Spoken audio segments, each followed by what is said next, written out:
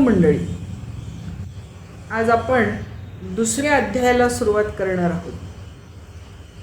ओम श्री परमात्मने नमः. अथ द्वितीयोऽध्यायः. हरि ओम. शांताकारं भुजगशयनं पद्मनाभं सुरेशं विश्वाधारं गगनसदृशं मेघवर्णं शुभांगं लक्ष्मीकान्तं कमलनयनं योगिहृद्ध्यानगम्यं वन्दे विष्णुं भवभयहरं सर्वलोकैकनाथं. हरि ओम. आज दुसऱ्या अध्यायाला सुरुवात करणार आहे आपण. सुरुवात करूया. पहिला श्लोक. हे सगळं त्या रणांगणावर जे चालू आहे ते संजय धृतराष्ट्राला सांगतो आहे, हे आपल्याला माहिती आहे. दुसऱ्या अध्यायाची सुरुवात या संजयाच्या बोलण्यानेच सुरू होते. हा सांख्ययोग म्हणवला जातो. दुसरा अध्याय हा सांख्ययोग नावाचा अध्याय आहे. सांख्य म्हणजे ज्ञान. थोडक्यात उपनिषदांमध्ये जे सांगितलेलं आहे ते तत्व, त्या तत्वाविषयीचं ज्ञान या अध्यायामध्ये कृष्णाने अर्जुनाला समजावून सांगितलेलं आहे. ते कशासाठी? तर त्याच्या मनातला विषाद दूर करण्यासाठी. आणि म्हणून या अध्यायाला सांख्ययोग असं म्हणतात. आणि याची सुरुवात करताना संजय म्हणतो, संजय उवाच तं तथा कृपया आविष्टम् अश्रुपूर्णाकुलेक्षणं विषीदन्तमिदं वाक्यम् उवाच मधुसूदन. तं तथा अश्रुपूर्णकुलेक्षणं विषीदन्तम् अर्जुनं. त्या अर्जुनाला अश्रुपूर्ण आकुल ईक्षणम, डोळे पाण्याने भरलेले आहेत, व्याकुळ झालेले आहेत, असे ज्याचे डोळे आहेत अशा त्या अर्जुनाला विषीदंतम, विषाद करत असणाऱ्या अर्जुनाला मधुसूदन कृपयाविष्टम वाक्यम उवाच, त्याच्यावर कृपा करून मधुसूदन पुढील वाक्य म्हणाला, असं संजय धृतराष्ट्राला सांगतोय. अर्जुनाची अशी विषादावस्था ऐकून कदाचित धृतराष्ट्र मनात आनंदला असावा, पण दुसऱ्या अध्यायातल्या गोष्टी पाहून मग पुन्हा धृतराष्ट्राच्या मनातही कदाचित ज्ञानजागृती झाली असावी. तो संजय आता त्याला सांगतोय की अर्जुनाची ही अशी स्थिती झाली आहे, त्याच्या मनामध्ये विषाद निर्माण झालेला आहे, त्याचे डोळे पाण्याने भरलेले आहेत आणि व्याकुळ नजर झालेली आहे, त्याची दृष्टी व्याकुळ झालेली आहे. त्याला कळत नाही की आता मी करू काय. मोहाने त्याला पूर्ण झाकून टाकलेलं आहे. त्याच्या मनामध्ये भ्रम निर्माण झालेला आहे की मी मारणारा आहे आणि हे मरणारे आहेत, असा भ्रम, असा मोह त्याच्या मनामध्ये निर्माण झालेला आहे आणि त्याच्यापुढे तो हतबल झाला आहे. अशा त्या अर्जुनाचे डोळे पाण्याने भरलेले आहेत, दुःखाने आणि व्याकुळ नजरेने तो बघत असताना त्याच्यावर कृपा दृष्टी टाकून त्याच्यावर कृपा करण्याच्या हेतूने कृष्ण म्हणाला. आता कृष्ण काय म्हणाला ते बघूया. श्री भगवान उवाच कुतस्त्वा कश्मलमिदं विषमे समुपस्थितम् अनार्यजुष्टम् अस्वर्ग्यम् अकीर्तिकरम् अर्जुन. अरे अर्जुना, विषमे समुपस्थितम्. विषम शब्दाचे दोन अर्थ. विषम म्हणजे संकट आणि विषम म्हणजे युद्ध. युद्धामध्ये, संकटामध्ये असताना रे अर्जुना, कुतः, कुठून आलं, त्वा कश्मलमिदम, हे असे अभद्र विचार तुझ्या मनामध्ये कुठून आले रे बाबा? हे पाप तुझ्या मनात कुठून आलं की जे अनार्यजुष्टम, अनार्यजुष्ट आहे. म्हणजे इथे अनार्य शब्दाचा अर्थ आधी आपल्याला कळला पाहिजे. अनार्य म्हणजे कोण? ज्यांना आत्मकल्याणाची इच्छा नाही असे जे असतात त्यांना अनार्य असं म्हणतात. आणि जुष्ट म्हणजे त्यांना योग्य, स्वतःचं कल्याण करण्याची ज्याची इच्छा नाही अशांना योग्य. असा आहे, माणसाचा जन्मच आत्मकल्याणासाठी आहे. हेच कित्येक जणांना माहीत नाही. अनेकांना ते समजून सांगूनही कळत नाही. आत्मकल्याण करणं, आत्मउद्धार करणं याच्यासाठीच माणसाला मनुष्य देह मिळालेला आहे. मनुष्य देहाव्यतिरिक्त जेवढ्या बाकीच्या योनी आहेत, 83 लक्ष योनी, 83 लक्ष मधले सगळे सोडून फक्त एक माणसाचा जो जन्म आहे, माणसाचा देह जो आहे, माणसाची देहप्राप्ती जी आहे ही आत्मोद्धारासाठी मिळालेली आहे, आत्मकल्याणासाठी मिळालेली आहे. बाकीच्या ज्या योनी आहेत त्या भोगभूमी आहेत, भोग योनी आहेत. म्हणजे तुम्ही जी कर्म करता त्या कर्माच्या फळांचे भोग घेऊन ती योनी संपवायची. म्हणजे ते कर्म सगळे संपतात आणि मग तुम्हाला मनुष्य देह अनेक 84 लक्ष योनी पार केल्यानंतर मिळतो. तर तो असाच स्वार्थामध्ये घालवण्यासाठी मिळत नाही, तो आत्मोन्नतीसाठी मिळतो. आणि जो आत्मोन्नती करण्याची इच्छाच धरत नाही त्याला अनार्य म्हणतात. आणि जे आत्मकल्याणाची इच्छा करतात ते आर्य. मग अर्जुना, तू जे हे बोलतोयस ते अनार्यजुष्टम, अनार्य लोकाला शोभेल असं बोलतोय. म्हणजे तुला आत्मकल्याणाची अजिबातच इच्छा नाही असं तू बोलतोयस, असं कृष्ण अर्जुनाला सांगतो. दुसरं काय म्हणतो तो? अस्वर्ग्यम. तर जाऊ दे, तुला हे आर्य वगैरे प्रकार जर कळत नसेल, आत्मकल्याणाची भाषा कळत नसेल, तर पुढची गोष्ट सांगतो. स्वर्ग नरक तरी कळतो की नाही? तू आत्ता मला सांगितलं की वर्णसंकर झाला की नरक मिळतो, अमकं ढमकं, म्हणजे स्वर्ग मिळतो हे पण तुला माहिती आहे. मग स्वर्ग कशाने मिळतो? कर्तव्य आचरण केल्याने, धर्माचं आचरण केल्याने स्वर्ग मिळतो. पुण्य मिळवलं की स्वर्ग मिळतो. मग तू हे जे काय आत्तापर्यंत बोललास ते कसं आहे? एकतर अनार्यजुष्ट आहे, दुसरं अस्वर्ग आहे. म्हणजे तुला स्वर्गसुद्धा प्राप्ती करून देणारं नाही आहे. आधी तुला श्रेयस पण नाही मिळणार आणि प्रेयस पण नाही मिळणार. श्रेयस आहे ते आर्यजुष्ट, आर्य लोकांना मिळतं ते श्रेयस. भगवंतापर्यंत जाऊन पोहोचतात त्याला म्हणतात श्रेयस. आणि प्रेयस म्हणजे प्रिय. आम्हाला प्रिय काय आहे? स्वर्गातले उपभोग आम्हाला प्रिय आहेत, ते पण नाही मिळत. ते स्वर्गीय गोष्टसुद्धा तुला मिळणार नाही. आणि शिवाय अकीर्तिकरम आहे तुझं बोलणं. अर्जुना, मारे तू बोलतोयस किती वेळचा, एवढे सगळे श्लोक खाल्लेस तुझ्या बोलण्यासाठी. किती बोललास, किती बडबड केलीस, किती शहाणपण शिकवलंस मला. पण ते सगळं कसं आहे?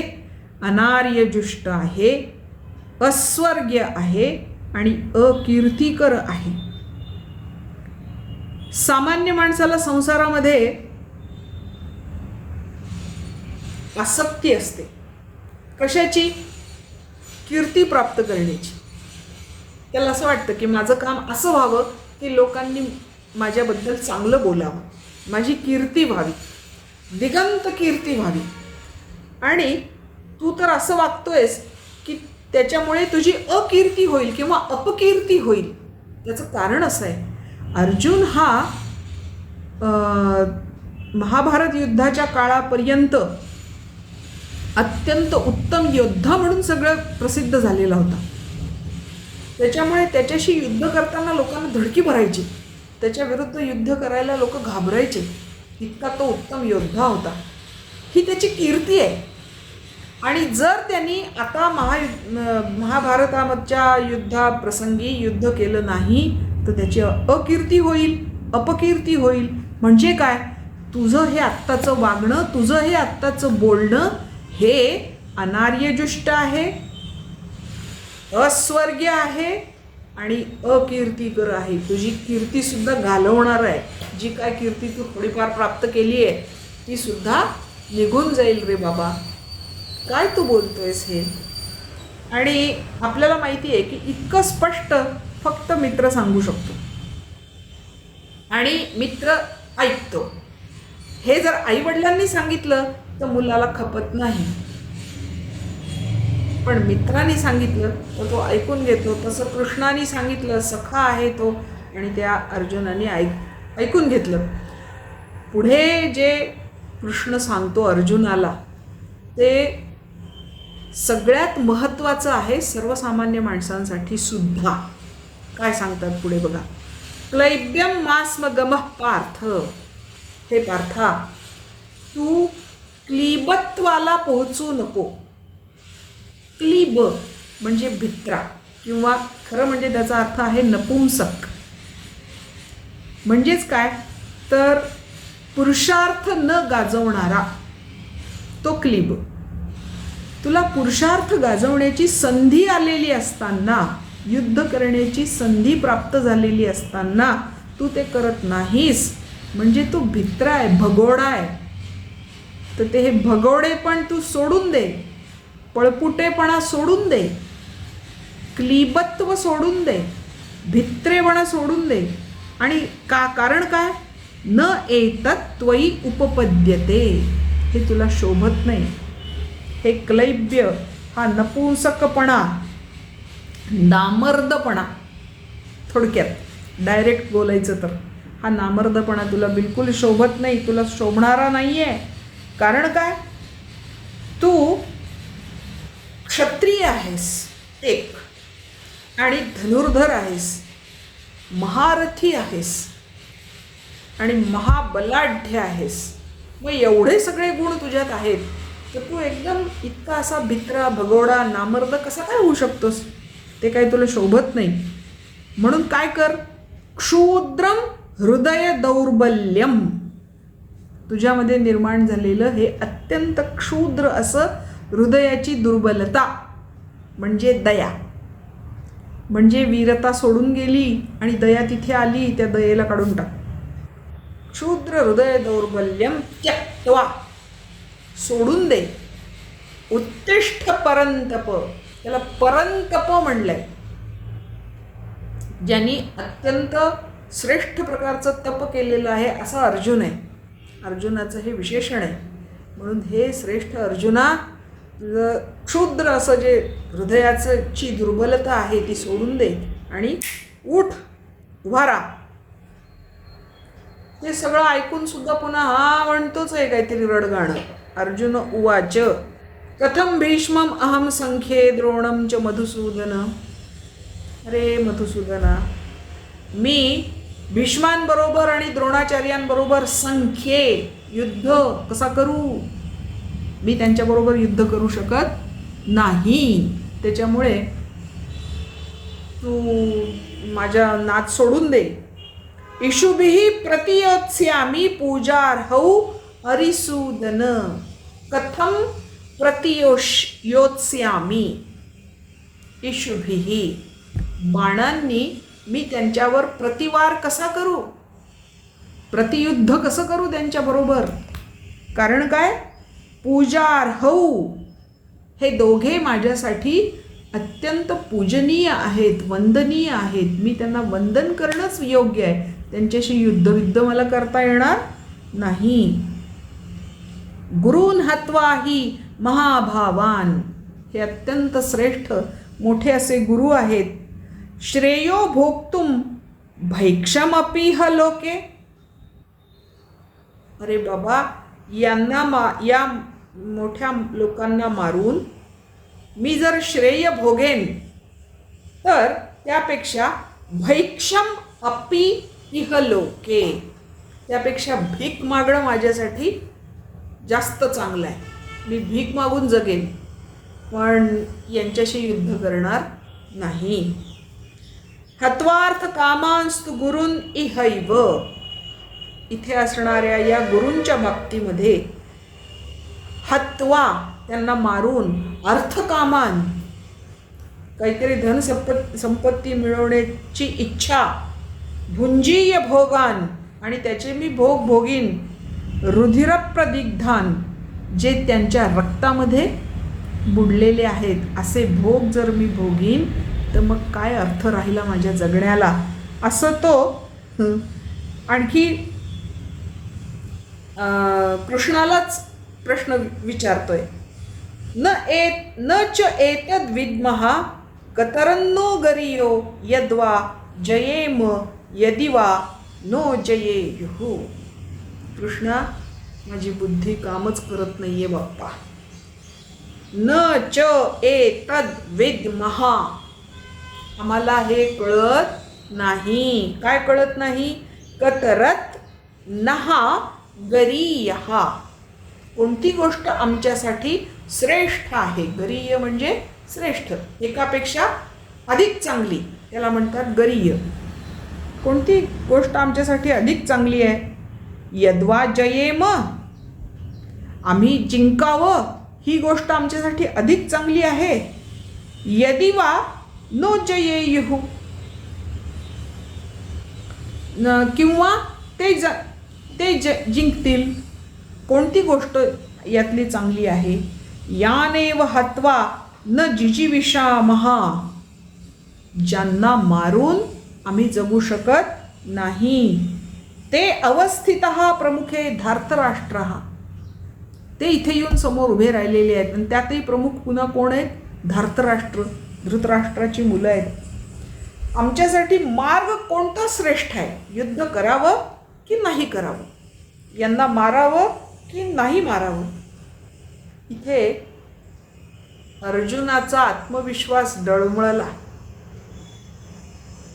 घटकेत त्याला असं वाटतंय की युद्ध केलं पाहिजे, आणि घटकेत त्याला असं वाटतं की नको नको बाबा, पुन्हा यांना मारणं आलंच. मग आता याच्यातलं नेमकं श्रेयस्कर काय, श्रेष्ठ काय, ज्यामुळे आम्हाला काही चांगलं मिळेल आणि या धार्तराष्ट्रांना मारायची गरजच पडणार नाही. आणि त्याला काही कळेन असं झालं.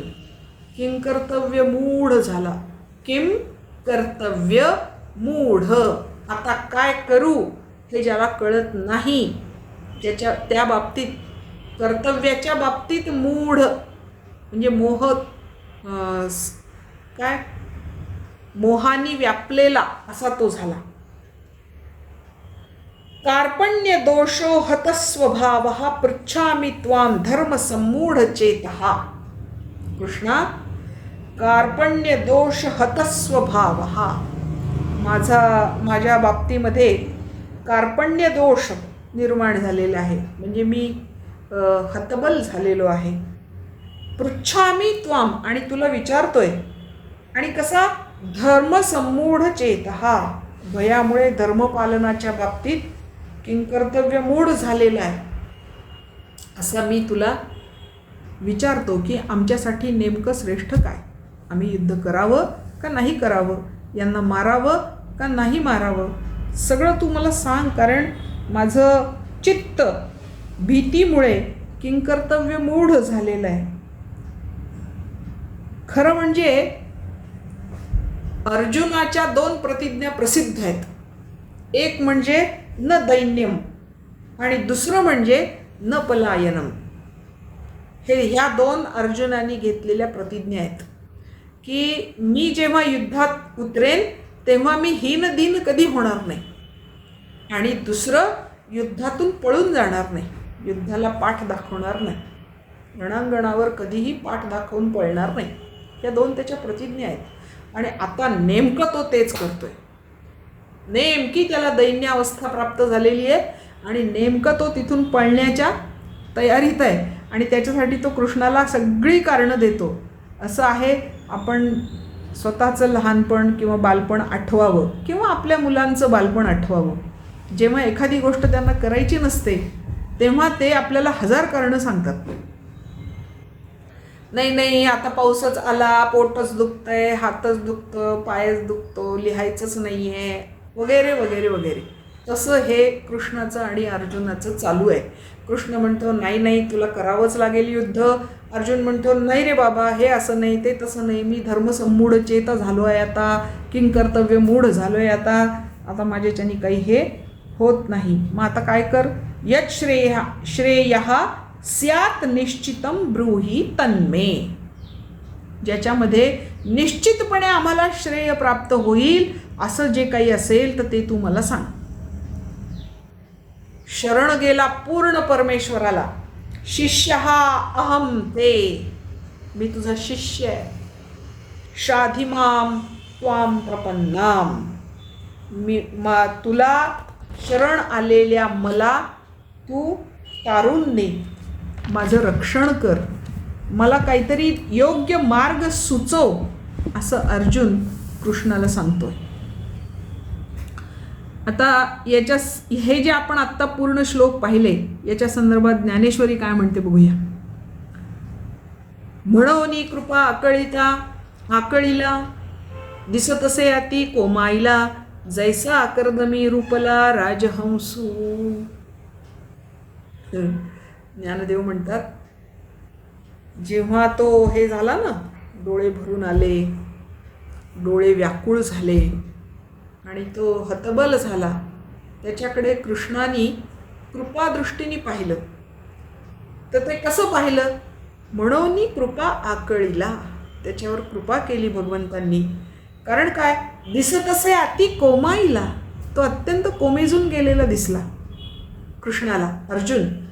आणि जैसा कर्दमी रूपला राजहंसू, जणू काही राजहंस चिखलामध्ये रुतून बसलाय आणि धडपडतोय बाहेर येण्यासाठी, पण त्याला ते जमत नाहीये. असा तो अर्जुन कृष्णाला त्या ठिकाणी वाटला. म्हणजे मुळात तो राजहंस आहे, पण चिखलात रुतलाय, दलदलीमध्ये अडकलाय आणि त्या दलदलीत आणखी फसत चाललाय. तुम्हाला माहिती आहे, दलदलीमध्ये गेलेला माणूस किंवा कोणतीही गोष्ट ही अधिक खोलात जात राहते, ती लवकर वर येत नाही. आणि त्या कृष्णाला अर्जुन अशा परिस्थितीमध्ये आहे असं दिसलं. तया परी तो पंडुकुमरू महामोहे अतिजर्जरू. तो कर्दम म्हणजेच महामोह आहे. महामोह रूपी दलदलीमध्ये तो पंडुकुमरू म्हणजे अर्जुन अतिजर्जरू, त्या महामोहाने त्याला जर्जर करून टाकलंय, त्याला अगदी पिडलंय, त्रस्त केलंय. न देखोनी श्री श्याम धरू काय बोले. आणि ते त्याला पाहवलं नाही कृष्णाला, आणि म्हणून कृष्ण काहीतरी बोलला. काय बोलला, तू शूरवृत्तीचा ठावो, क्षत्रिया माझी रावो, तुझी या लाठेपणाचा आवो तिन्ही लोकी. अरे अर्जुना, तू शूरवृत्तीचा ठावो. शूरवृत्ती फक्त तुझ्याजवळ राहते. शूरवृत्तीचा तू साक्षात स्थायी भाव आहेस. शूरवृत्ती कुठे पाहावी तर ती तुझ्यात पाहावी, असा तू आहेस. क्षत्रिया माझी राव, क्षत्रियांमध्ये तू सर्वश्रेष्ठ आहे. राव म्हणजे स्वामी, राजा, सर्वश्रेष्ठ असा तू क्षत्रिय आहेस. तुझी या लाठेपणाचा आवो तिही लोकी. लाठेपणा म्हणजे शूरवृत्ती, वीरवृत्ती, तुझ्या वीरवृत्तीचं कीर्ती तिन्ही लोकात गाजते आहे. सांडी हे मूर्खपण, उठी घे धनुष्य बाण, संग्रामी हे कवण कारुण्य तुझे. उठ, सांडी हे मूर्खपण, हा तुझा क्लीबत्व, क्लैब्यम सांडून टाक, सोडून दे. हातामध्ये धनुष्यबाण घे आणि ह्या संग्रामाच्या वेळी, ह्या युद्धाच्या वेळी कवण कारुण्य तुझे. तुझ्यामध्ये हे कारुण्य कुठून आलं? जिथे वीरवृत्ती असायला पाहिजे ती तुला सोडून गेली, आणि हे कारुण्य त्या ठिकाणी कसं काय आलं? हे असतीये कीर्तिसी नाशू. हे कारुण्य तुझ्यात राहिलं तर काय होईल? कीर्तिसी नाशू, तुझ्या कीर्तीचा नाश करणार आहे. आणि पारत्रिकांसी अपभ्रंशू. आणि स्वर्गामध्ये तुला पारत्रिक, आपण इथे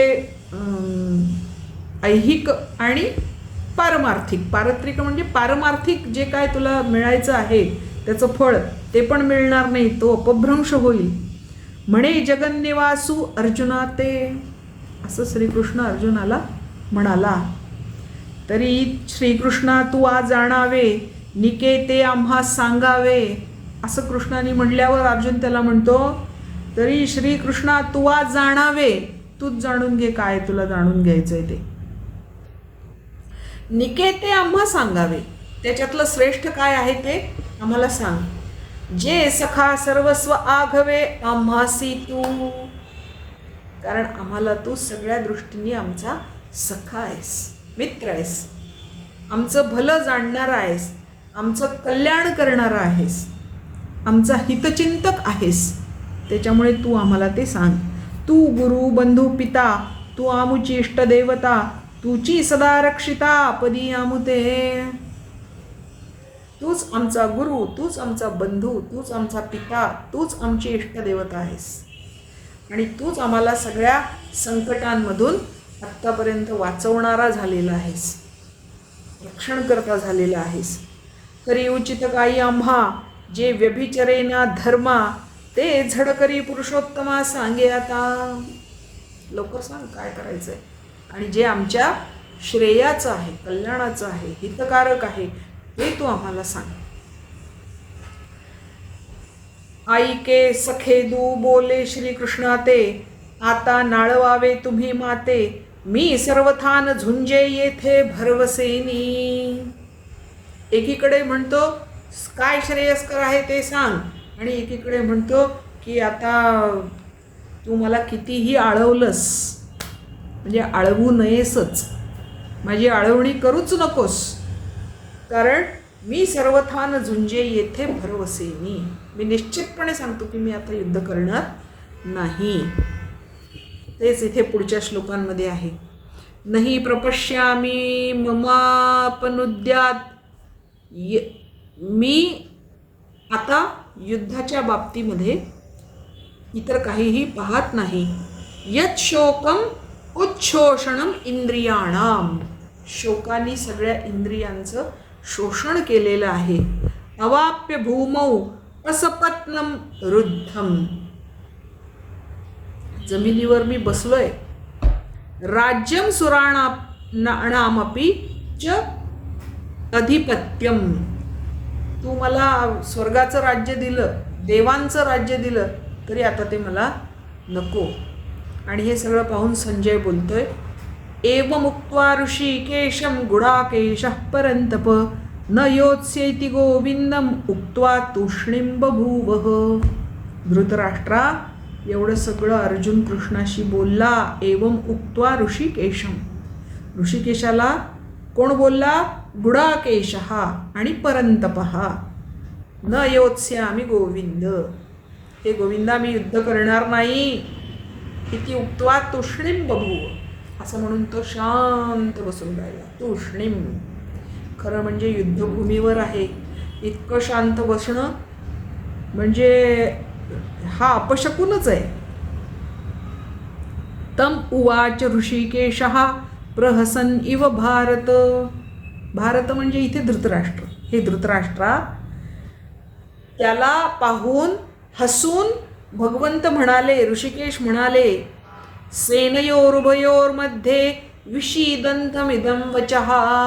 दोन्ही सैन्याच्या मध्ये हे सगळे उभे असताना, दोघे उभे असताना श्रीकृष्ण अर्जुनाला म्हणाले. आता काय म्हणाले हे आपण उद्याच्या भागात पाहणार आहे. याच्याबद्दल ज्ञानेश्वरी काय म्हणते ते फक्त बघू आणि आपण थांबूया.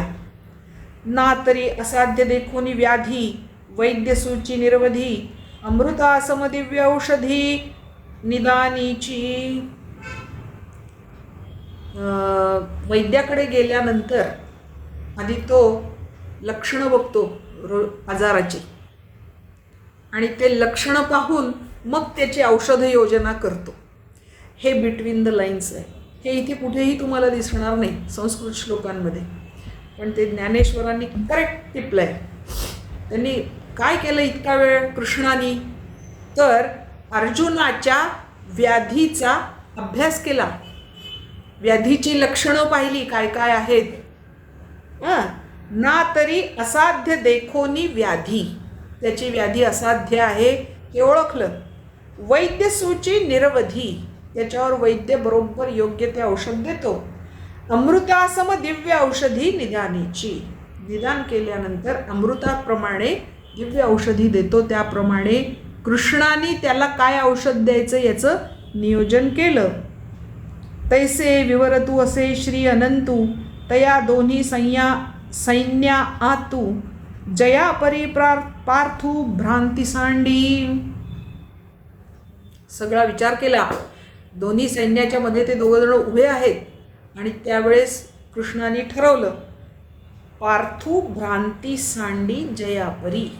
मी आता अशी औषध योजना करतो की ज्यामुळे या पार्थाच्या मनातला भ्रम निघून जाईल, तो भ्रमाचा त्याग करील, मोहाचा त्याग करील, असं काहीतरी औषध मी आता ह्याला देतो. असं म्हणून कृष्ण तिथे थांबतो. आपणही आज इथे थांबू, कारण पुढे औषध काय आहे ते आपल्याला बघायचं आहे. योग्य वैद्याच्या हातामध्ये अर्जुनाची नाडी सापडलेली आहे. त्यांनी अर्जुनाच्या आजाराचं निदान केलेलं आहे की याला विषाद झालेला आहे, भ्रम झालेला आहे आणि तो भ्रम त्याचा काढून टाकायचा आहे. त्याची औषध योजना आपण उद्या बघणार आहोत. आज आपण आजचे श्लोक बघूया आणि थांबूया. ओम श्री परमात्मने नमः.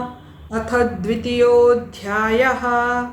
संजय उवाच तं तथा कृपयाविष्टम् अश्रुपूर्णाकुलेक्षणं विषीदन्तमिदं वाक्यम् उवाच मधुसूदनः.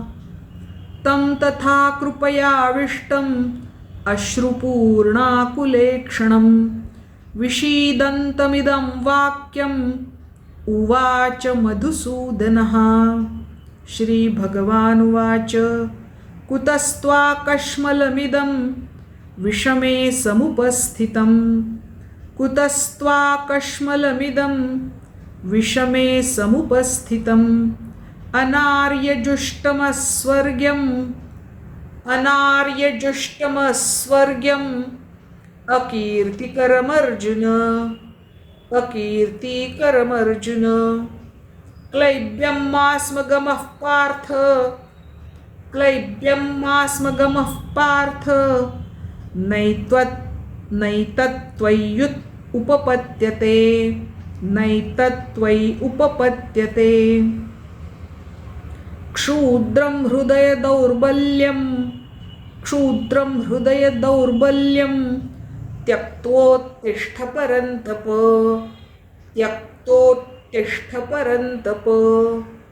अर्जुन उवाच कथं भीष्ममहं संख्ये. कथं भीष्ममहं संख्ये द्रोणं च मधुसूदन. द्रोणं च मधुसूदन.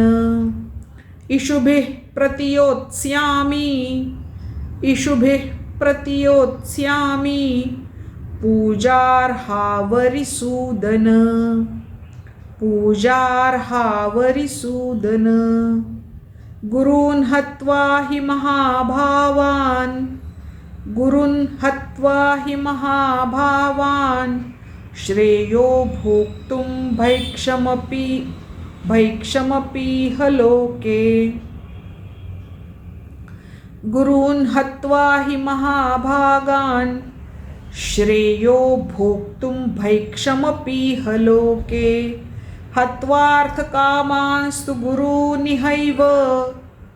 हत्वार्थकामांस्तु गुरूनिहैव भुञ्जीय भोगान् रुधिरप्रदिग्धान्. भुञ्जीय भोगान् रुधिरप्रदिग्धान्. न चैतद्विद्मः करतन्नो गरीयो. न चैतद्विद्मः करतन्नो गरीयो यद्वा जयेम यदि वा नो जयेयुः यद्वा जयेम यदि वा नो जयेयुः यानेव हत्वा न जिजीविषाम यानेव हत्वा न जिजीविषाम तेव स्थितः प्रमुखे धार्तराष्ट्रः तेव स्थिताः प्रमुखे धार्तराष्ट्राः कार्पण्यदोषो हतस्वभावः कार्पण्यदोषो हतस्वभावः पृच्छामि त्वां धर्मसम्मूढचेताः पृच्छामि त्वां धर्मसम्मूढचेताः यच्छ्रेयस्यान्निश्चितं ब्रूहि यच्छ्रेयः स्यान्निश्चितं ब्रूहि तन्मे शिष्यः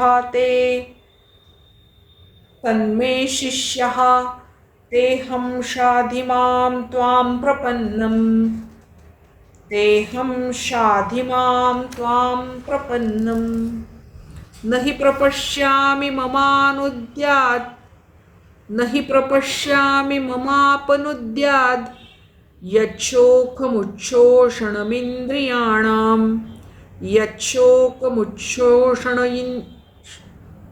यच्छोकशोषणमु इन्द्रियाणाम् अवाप्य भूमावसपत्नमृद्धं राज्यं सुराणामपि चाधिपत्यम् अवाप्य भूमावसपत्नमृद्धं राज्यं सुराणामपि चाधिपत्यं संजय उवाच एवमुक्त्वा ऋषिकेशं गुडाकेशः परन्तप एवमुक्त्वा ऋषिकेशं गुडाकेशः परन्तप न योत्स्यैति गोविन्दम् उक्त्वा तूष्णीं बभूवः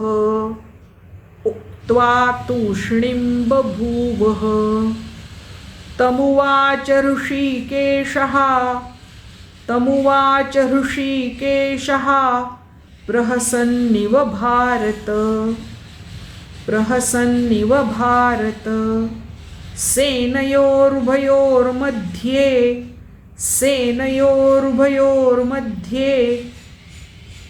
विषीदन्तमिदं वचः हरिः ओम. पुढचा भाग उद्या बघूया. आज इथे थांबूया.